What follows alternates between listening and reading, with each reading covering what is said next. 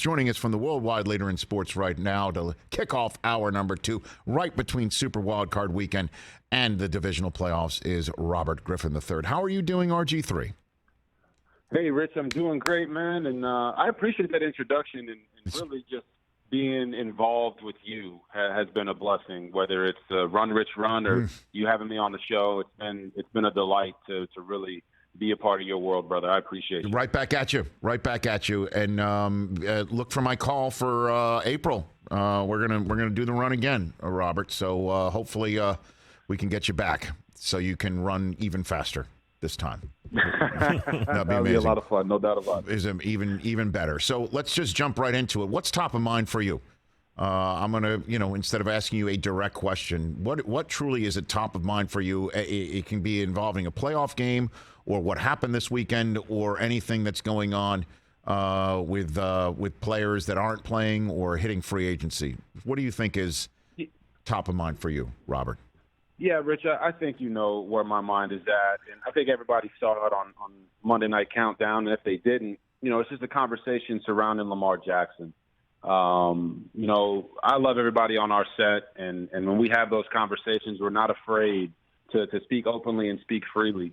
And when it comes to Lamar, there's just been a lot of negative narratives that are being created about him that aren't necessarily true. So I tried to clean that up after talking with people inside the building and talking with Lamar.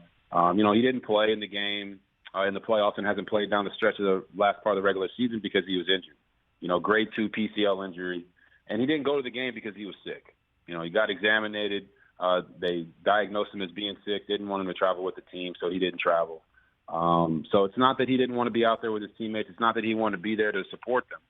He just physically couldn't in that moment. So I feel like a lot of these other things that are being said are really just trying to weaponize the narrative against him and truly try to blow that relationship up between him and the Ravens. I'm not saying that there aren't any difficulties there with the guaranteed money or him wanting to a new contract, but that had nothing to do with the reason that he didn't play. Well, I mean, and so if you spoke to him, did you ask him why he felt the need to tweet out his injury information? Because you and I both know that is one of the most provocative things a player can do. Certainly when a team feels, whether it may be or not, I don't know, the team feels that they've been there for him and trying to protect him and get him better.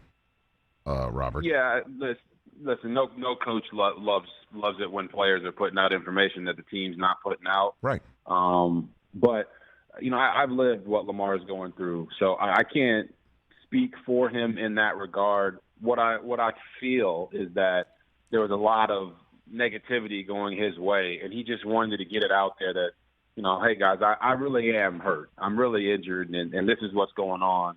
Now the team, they got HIPAA violations and guidelines that they got to go by, that they can't put out injuries unless players actually want them to. So in that situation, Lamar was the only one that could speak to it. He ultimately decided to speak to it, and I think that might have had something to do with just a lot of the public backlash that people, saying that he wasn't playing because he wanted a new contract, as opposed to him just not being physically able to perform. Well, I mean, and for me, Robert, it's not the sense that he's like, I don't have a contract, screw it, to hell with you. Then if that was the case, then why did he play the first, 2/3 of the season, exactly. Right? I mean, but it is a sense of, you didn't pay me, so why would I brace it up? Why would I run the risk? Like that's the sense. Like, not screw you, just a little bit less enthusiastic about getting out there. You know what I'm saying, Robert? I mean, you tell me if I'm off. You spoke to him, and obviously you've lived it, but that's the sense, and that's where my spidey sense goes off, that something's up between the two. That is significant. Something's up. Right, Rich. Yeah, Rich, you've been in this business for an extremely long time and done it at the highest level, right? You're only going to keep climbing. I'm speaking that into existence for you. Thank you. So you understand that in TV, we all we're able to do at times is speculate and give an opinion. But if Lamar had a contract and he wasn't playing, and he didn't play the last 6 games, and he didn't play in the playoffs, no one would say anything to the contrary other than he's hurt. He's physically unable to go out there and play and be Lamar Jackson. It's not about him not wanting to play.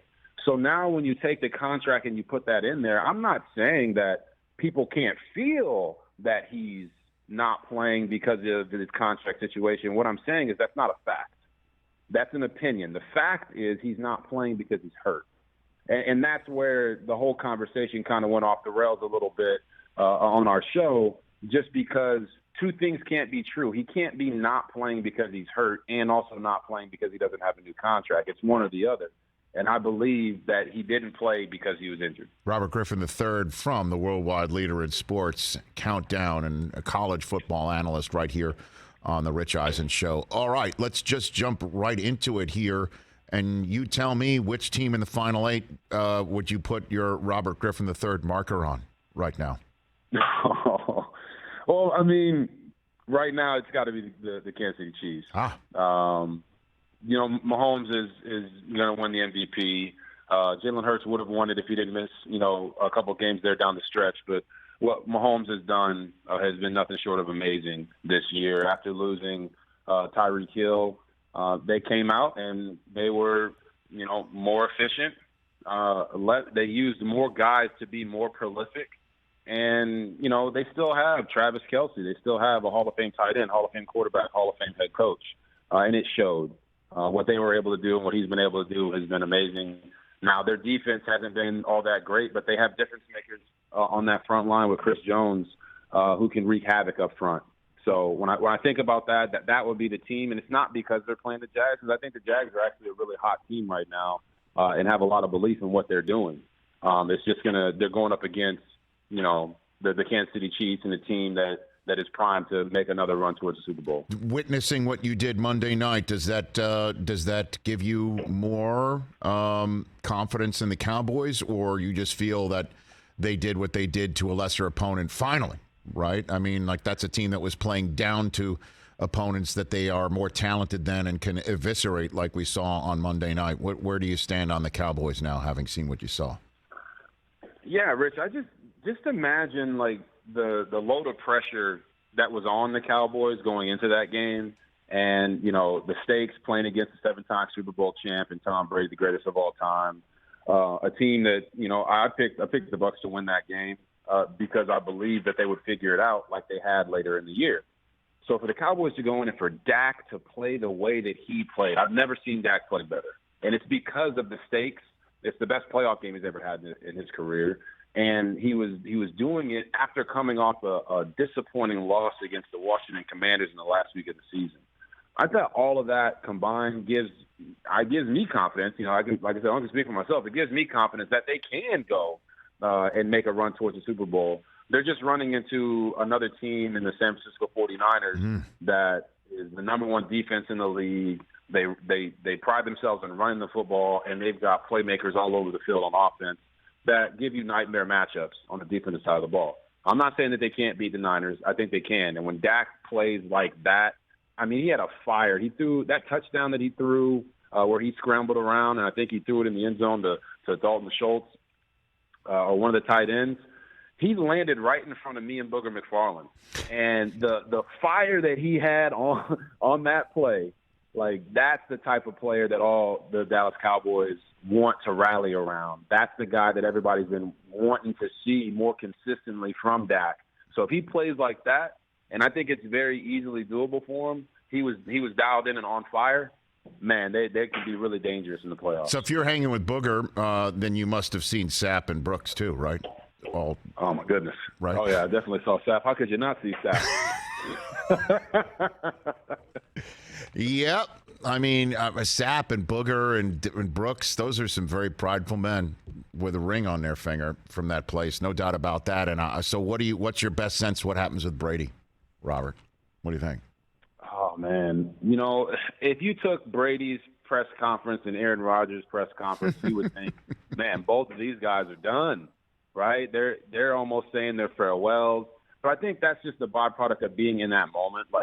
Brady knew going into that game, there's a possibility this could be my last football game. Rodgers knew going into his game, there's a possibility this could be my last game as a Packer.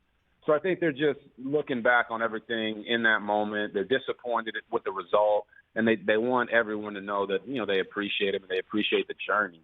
But I think once they step away, they'll be able to take some time and truly think about it.